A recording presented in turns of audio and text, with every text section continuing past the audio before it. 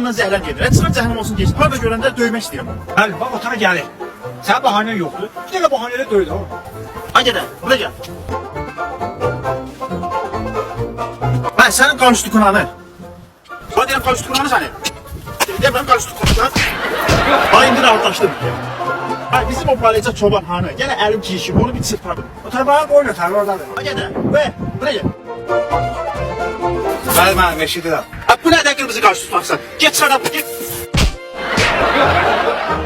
Ay balıca çoban yenə gəlir. Əlim kişi bu səfər nətər döymə onu. Bəli, gəl bu səfər fərqli bir şeylə. Hər dəfə qarşılıqdan döymə onu. Hə düz deyirsən. Fikrin nədir sənin? Bəli, bu səfər siqaret istəsən. Qalın siqaret verirsən, döyərsən ki, niyə nəzə siqaret vermədin? Əgər nəzə siqaret verirsən, yenə sırparsan ki, niyə qalın siqaret vermədin bana? Əla fikirdir. Ay gedə, bura gəl. Oğlum benim. Bana sigaret ver. Benim kalın sigaret vereyim, nezle sigaret vereyim. Bak sen karşı tutun hani he.